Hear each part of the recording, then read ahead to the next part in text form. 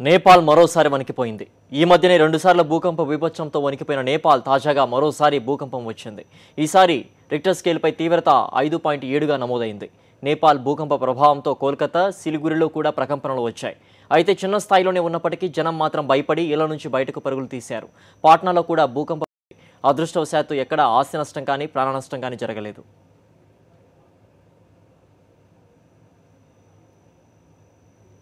अभी तो मैं अपने बेटा को कोचिंग में छोड़ने आया था, तो जैसे ही गया तो फील हुआ कि भूकंप आया, तो हम लोग सब दौड़ के सब नीचे आ गए और उसी दौरान देखे कि यहाँ पे जो टाइल्स है वो निकल गया था, निकल के अभी गिर गया है।